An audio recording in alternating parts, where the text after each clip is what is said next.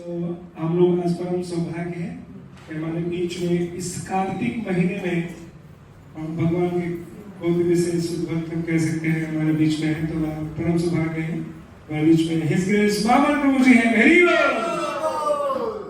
आप देखेंगे पिछले ऑलमोस्ट 50 वर्षों से ज्यादा समय से प्रभु जी बहुत सक्रिय रूप से इस्कॉन में अनेक प्रकार से सेवा कर रहे हैं। प्रभु जी प्रभुपाद जी के डिसाइपल हैं, उसको साइन कर दीजिए। उसके अलावा प्रभुपाद जी अभी करंट में अगर देखें तो बहुत सारे पोस्ट हैं जहाँ पर प्रभु जी सेवा कर रहे हैं, जैसे कि जनरल सेक्रेटरी और वो नॉर्थ इंडिया में जितने भी स्टेट्स हैं सभी के जहाँ भी जो कुछ भी प्रचार कार्य चल रहा है तो प्रभु जी के रिलेशन में चल रहा है। साथ ही साथ ब्यूरो मेंबर है ऑल ओवर इंडिया में, उसमें कुछ 15 से आसपास जो मेंबर्स हैं उनमें प्रभु जी एक है ना। उसके अलावा अनेक और भी ऐसे फोरम्स हैं जहाँ पर प्रभु जी किसी में लीड कर रहे हैं, किसी में पार्टिसिपेट उसमें कर रहे हैं। साथ ही साथ इस्कॉन इंदौर जो निपानिया भी है उसके वो टेम्पल प्रेसिडेंट भी है। तो उसके साथ ही साथ मुख्य रूप से देखेंगे तो पिछले 50 वर्षों से एक्टिवली भक्ति कर रहे हैं और कितने लोगों से करा रहे हैं हम जैसे लोगों से, तो वो बहुत ही विशेष चीज है। तो हम प्रभु जी का धन्यवाद देंगे और स्वागत करेंगे एक बार जोर से हरे कृष्ण महामंत्र बोल के हरे कृष्णा कृष्णा कृष्णा हरे हरे, हरे राम राम राम हरे। हम देख सकते हैं कि प्रभु जी के भक्त खुद प्रभु जी कतार से हैं, बनारस से प्रभु जी आए हैं और कहाँ से भक्त लोग यहाँ पे जमा हुए हैं। ये सैंपल है। कल आप सभी के लिए इन्विटेशन भी है, मंदिर में दीक्षा समारोह है। अगर लोग देखना चाहते हैं कि दीक्षा क्या होता है इस्कॉन में तो आप लोग जरूर आइए। कल शाम में 4 बजे से है, सबको सप्रेम निमंत्रण है, तो आप लोग जरूर आइए। हरे कृष्णा।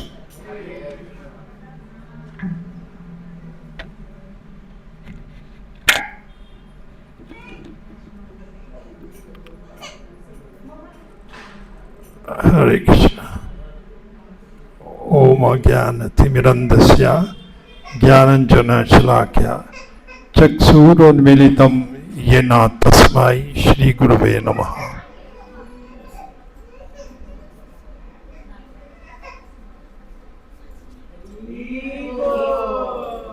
श्रीचैतन्यमनोभीष्टं स्थापितं येन भूतले स्वयं रूपा कदामयं ददाति स्वपदान्तिकम्। जय श्री कृष्ण चैतन्य प्रभु नित्यानंद श्री अद्वैत गदाधर शिवासादि गौर भक्तवृंद। हरे कृष्णा कृष्णा कृष्णा हरे हरे, हरे राम राम हरे हरे। हरि बोल। हरे कृष्णा। सो आज बहुत शुभ दिन है, धनतेरस। हरि बोल। आज धन्वंतरी जी का अवतार हुआ था। समुद्र मंथन में बहुत से आइटम्स निकली थी, उनमें से एक श्री धन्वंतरी जी थे। धन्वंतरी जी ने मेडिकल साइंस ओरिजिन किया, वही धन्वंतरी हैं। और उनके हाथ में एक कैलाश का भरा हुआ, नेक्टर का भरा हुआ कैलाश है, इसलिए इसको कहते हैं धनतेरस। बहुत शुभ मास है यह कार्तिक का। इसमें बहुत सी इवेंट्स हुई। शुरुआत इस मंथ में श्री कृष्ण जी की रस यात्रा से होती है। उसी दिन श्री कृष्ण जी की रस लीला हुई थी, जो बीती पूर्णिमा की रात थी। मानना है कि उस दिन खीर बाहर रखते हैं ऊपर छत पर, और चंद्र की किरणों से वो अमृत बन जाते। ये स्टार्टिंग मंथ था। फिर कई और फेस्टिवल्स हुए। कुछ दिन पहले बहुला अष्टमी हुई। और फिर राधा कुंड श्याम कुंड का प्रकट दिवस हुआ। और अभी ही कुछ ही दिनों में दीपावली और फिर गोवर्धन पूजा भी आने वाली है। और ये मास बहुत शुभ माना जाता है और सब मासों से भगवान कृष्ण को प्रिय है, क्योंकि हर एक मास की एक इष्ट देवी होती है और कार्तिक की जो इष्ट देवी है वो साक्षात श्री राधा रानी है। इसलिए श्री कृष्ण जी को ये मास बहुत ही प्रिय है। बहुत सी लीला हुई, कुछ दिनों में गोवर्धन लीला भी होगी और दीपावली भी 20 तारीख को।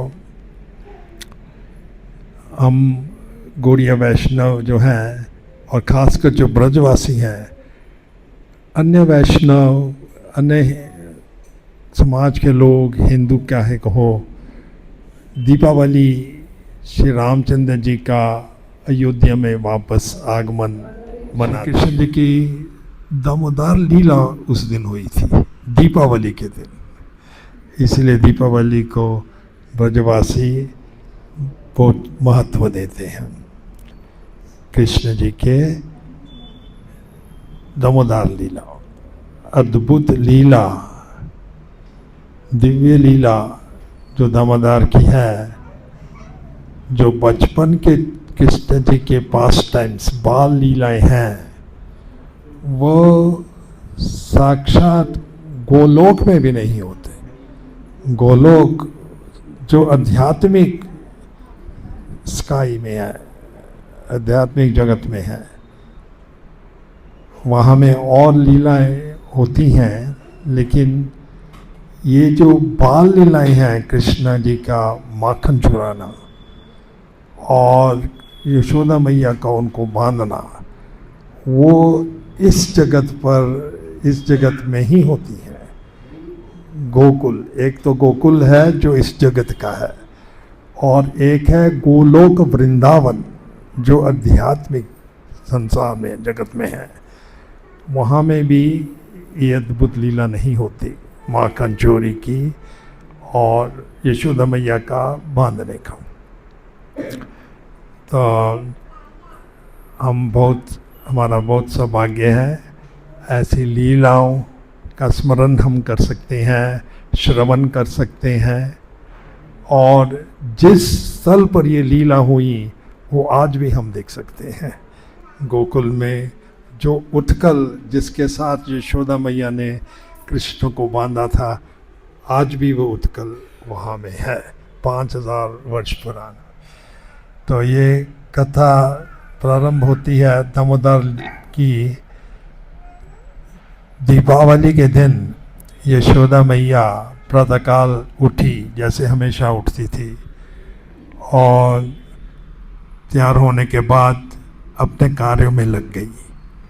दीपावली का दिन था, मिठाइयाँ बनानी थी, बहुत कुछ और बनाना था। और तैयार होने के बाद सिगड़ी के ऊपर दूध रखा एक बर्तन में,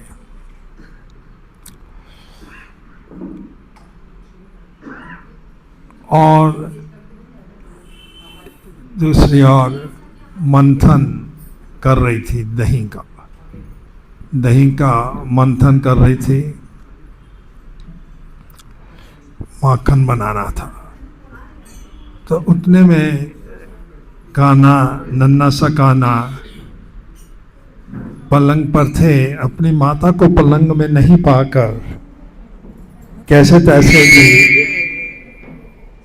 उठ गए और पलंग से उतरकर अपनी माता यशोदा की ओर बढ़े। पापा पैया, ब्रजभाषी में इसको बोलते हैं पापा पैया। क्रॉलिंग, चारों पैर पर, दो हाथों पैर में क्रॉलिंग करके चले गए, यशोदा की मैया की ओर आने लगे। और यशोदा तो भजन में मगन थी, सेवा कर रही थी, दही को मंथन कर रही थी, लेकिन भजन गा रहे थे। उनका मन पूरी तरह से कृष्ण प्रेम में ही ग्रस्त था। कान्हा आया, साड़ी का पल्ला खींचा, उनका ध्यान अपनी ओर लाने के लिए, और यशोदा ने देखा अपना लाला को, बहुत भावुक हो गई, अपनी गोद में ले लिया कान्हा को और अपने स्तनों से दूध पिलाने लगी। अपने प्राण से प्रिया कान्हा को। तो उतने में कुछ देर समय बीत गया तो दूध के उबलने की और सिगड़ी में गिरने की सुगंध आने लगी। तो यशोदा माता अभी दुविधा में थी, कान्हा को पूरी तरह से दूध नहीं पिलाया, दूसरी ओर दूध भी उठाना है, बर्तन उठाना है सिगड़ी से, नहीं तो पूरा उबल जाएगा। उसने निर्णय लिया ये दूध को बचा ही लूं ताकि इसके व्यंजन बनेंगे। तो कान्हा को रख दिया। उधर कान्हा इस बात से बहुत रुष्ट हो गया, मैं पूरे जगत को दूध पिलाता हूँ, तुम 2 लीटर दूध के लिए मुझको छोड़कर चली जा रही है, कितना दूध चाहिए मैं दे दूंगा तुम्हारे को, अनलिमिटेड मिल्क है मेरे पास, 2 लाख तो गायें हैं हमारे नंद बाबा की। तो ऐसा कृष्ण ने सोचा, माता को मुझे ऐसा नहीं छोड़ के जाना चाहिए था, मैं सेटिस्फाई नहीं था, संतुष्ट नहीं था, बीच में छोड़ के चली गई, अभी मैं कुछ और नटखट करूँगा। तो उन्होंने एक पत्थर था वो लेकर मटकी थी, मिट्टी की मटकी, उस पर मारा, वो फोड़ दिया और पूरा दही जो था फर्श पर बिखर गया। उतने में यशोदा मैया वहाँ में आई। यशोदा ने देखा कि पूरे फर्श पर माखन ही माखन बिखरा हुआ है और ये बर्तन जो है ये फूटा हुआ है। वो समझ गए ये कान्हा का ही कार्य किया है, उसने ही किया, वो ज़्यादा ही नटखट हो गया है वो, अभी मैं उसको दंड दूंगी। तो यशोदा मैया आई, एक छड़ी लेकर आई और देख रही है कि कान्हा ने ये दही फर्श पर तो गिरा होता, बंदरों को भी खिलाया। तो पूर्व में एक बार कान्हा मक्खन खिला रहे थे बंदरों को, इतना खिला दिया, जब यशोदा माँ आई कि ये तो आपका मक्खन इतनी अच्छा क्वालिटी नहीं है, बंदर भी नहीं खा रहे। और कहने लगे कि जब ही मैं पिछले अवतार में आया तभी इन बंदरों ने मेरा हेल्प किया था, बहुत दिनों तक भूखे रखना पड़ा, अभी मैं इनको पूरा खिला रहा हूँ। यशोदा तू क्या बोल रहा है, कौन सा अवतार है, तो मेरा लाला ही है, वो नहीं समझते ना कि वो भगवान है, वो तो उनको अपना बेटा ही समझते।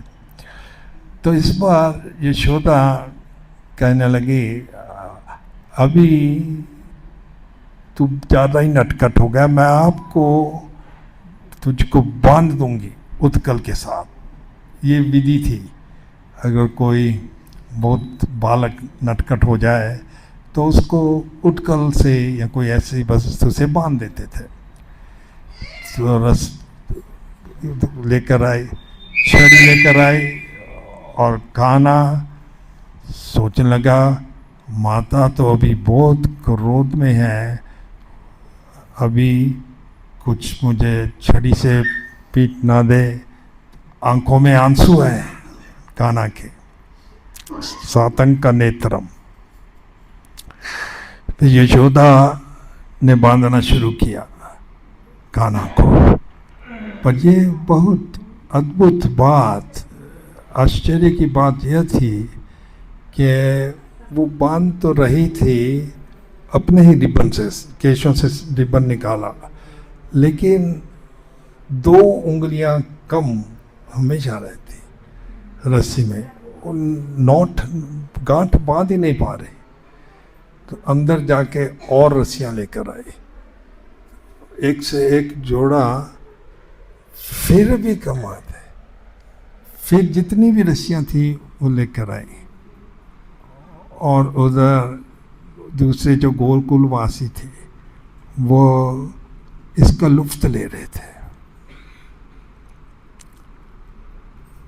कहने लगे यशोदा तू नहीं बांध पाएगी कान्हा को, और वो कहती नहीं मैं बांध के ही रखूंगी, ये बहुत नट कहता है मैं बांधूंगा, और कान्हा भी कहता है मैं नहीं बांधूंगा। पर कान्हा यशोदा बोलती बांध के रखूंगी। तो ऐसा यशोदा और कान्हा में चलता। फिर यशोदा ने सब गोकुलवासियों को जितनी भी रस्सियां थी लेकर आओ, बांध के रखेंगे, बांधेंगे, एक से एक बांधते। ये शुरू से लीला हुई थी प्रातःकाल से, सूर्य उदय होने से, और शाम तक चलती रही। रस्सी बार बार लेकर आती, पूरे गोकुल गांव की जितनी रस्सियां थी सब एक से एक बांध कर दी, फिर भी कान्हा को नहीं बांध सके। भला जो अपनी माया से सब जीवों को बांधता है उनको कौन बांध सकता है? उनको तो प्रेम की रस्सी से ही बांधा जाता है। फिर यशोदा मैया आई, इतनी थक गई थी और उनके चेहरे से पसीना कुछ गिर गया कान्हा के ऊपर। तो कान्हा ने सोचा अभी तो मेरी माता बहुत थक गई है, अभी मैं बंध जाऊंगा। तो वो बंध गए। हरि बोल। माता यशोदा कहते क्या मैंने कहा था ना मैं बांध के रखूंगी, अभी बांध दिया है मैंने इसको, अभी हिलना नहीं तुम। और वो छोड़कर उनको यशोदा फिर अपने कामों में लग गई। दिन भर कुछ नहीं कर पाई, खाली बांधने में ही लगी हुई थी। और ये संक्षेप में बता रहे हैं, उनको नारद मुनि जी के दिए हुए शाप नल कुबेर और मणिग्रीव को, कुबेर के जो पुत्र थे, उनका उद्धार करना था। तो नारद मुनि के वचन रखने के लिए उन्होंने ये उठकर लीला भी इसी बीच के करी और इन दोनों का उद्धार कर दिया। अभी उसमें लीला में नहीं जाएंगे, संक्षेप में ही नल कुबेर और मणिग्रीव का उद्धार कान्हा ने उठकल बीच में फंसाकर कर दी और अपने 2 कमल जैसे चरण स्पर्श कर दिए और दोनों का उद्धार हो गया। और फिर उसके बाद कान्हा, शाम हो गई थी, नंद बाबा लौट कर आए और कान्हा उधर अपनी माता के ऊपर आरोप लगाने लगा, देखो मेरी माता मेरा कितना अपमान किया है, मुझे बांध दिया है, दिन भर मैं इधर रखा, भूखा रखा, ये सब लोग मेरा मजाक उड़ा रहे हैं, गोपाल इतने में बहुत अपमान किया है। तो नंद बाबा ने जल्दी जल्दी खोल दिया कान्हा को और कान्हा भागा भागा नंद बाबा की गोद में चढ़ गया और कहने लगा, बाबा मेरी माता ने इतना अपमान किया है, आज से मैं आपका बेटा हूँ। आपका बेटा। तो नंद बाबा जी बहुत बुद्धिमान थे, इंटेलिजेंट थे, तो उन्होंने सोचा ऐसी बात करेगा कान्हा कि मेरा बेटा है, मतलब ये हुआ कि यशोदा का बेटा नहीं है। तो यशोदा को तो बहुत ठोस पहुंचेगी, बहुत दुख होगा। उनके तो प्राण ही ये कान्हा है, दिन रात कान्हा की चिंता, सब कुछ कान्हा के लिए। कान्हा के समय उनको कुछ एक क्षण भी चैन नहीं है। तो ऐसा नहीं हो पाए, उनको दुख नहीं पहुँचे, तो वो भी बुद्धिमान थे नंद बाबा। तो कहने लगे, मेरे कृष्ण देखो, मैं गोकुल का राजा हूँ, यहाँ में कोई भी गलत काम करेगा तो मैं उसको दंड दूंगा, क्योंकि मैं राजा हूँ। माता ने तुझे बांधा है, अपमान किया है।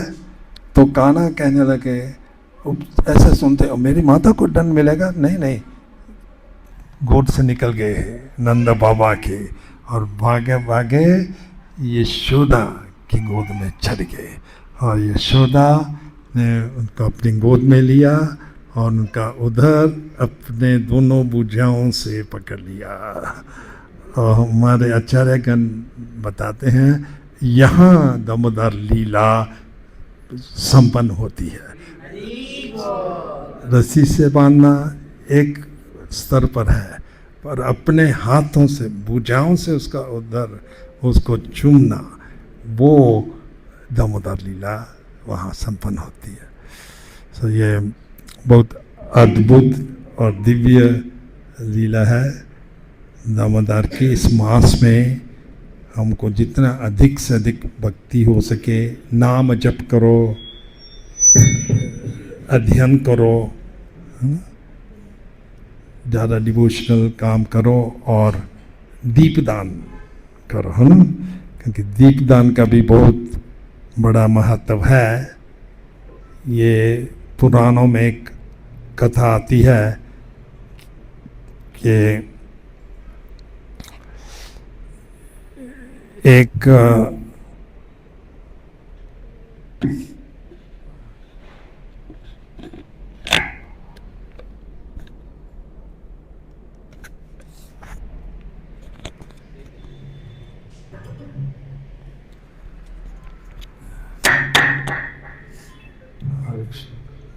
मंदिर के प्रांगण में एक चूही रहती थी।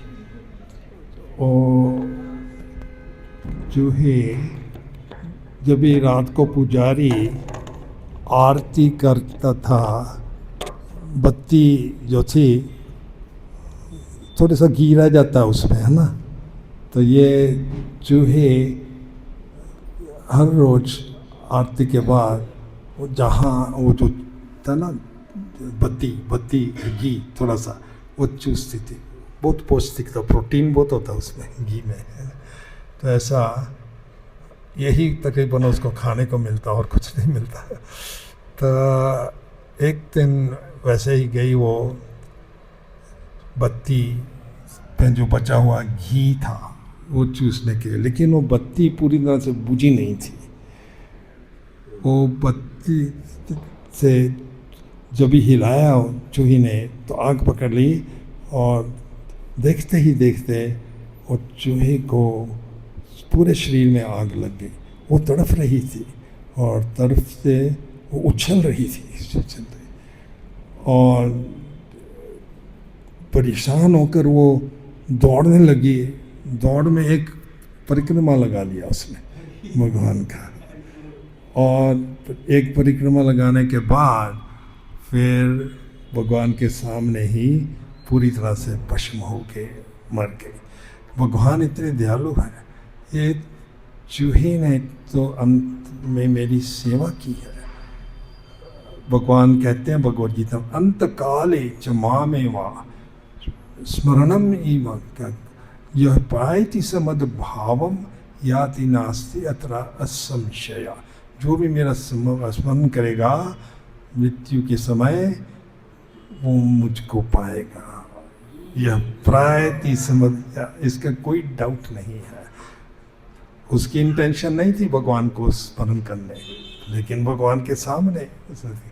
और उसका अगला जन्म उसको प्रयाग में मिला, वो भी एक राजा के घर जन्म मिला, और वो एक राजकुमारी बनकर आई। तो राजकुमारी जब भी बड़ी हुई तो कार्तिक के मास में वो बहुत से दीप जलाया करती, पूरे गांव में दीप ही दीप, सैकड़ों दीप।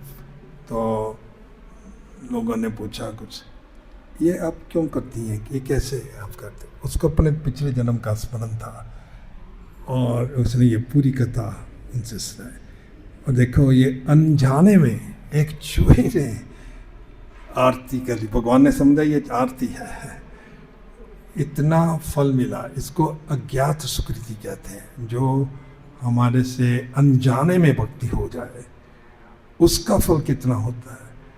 और जो अगर हम कॉन्शियसली ध्यानपूर्वक दीपदान करें और अन्य सेवा करें कार्तिक के मास में, कोई भी सेवा करें हजारों गुण ज़्यादा फल मिलेगा कार्तिक के मास में।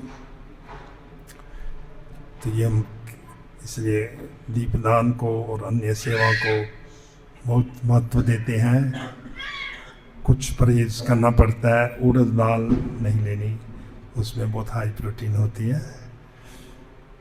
तो सबको दिवाली की शुभकामनाएं हो, नए साल की कामना हो। गोवर्धन पूजा भी मनाएंगे 22 तारीख को, बहुत सुंदर गोवर्धन का रेप्लिका बनाते हैं हलवा से। भगवान बहुत दयालु हैं, हम उतने दूर जाकर 21 किलोमीटर नहीं जा पा रहे, इधर बैठे बैठे हम गोवर्धन परिक्रमा कर सकते हैं। गिरिराज जी की शिला है, वो हमें अभिषेक भी होगा।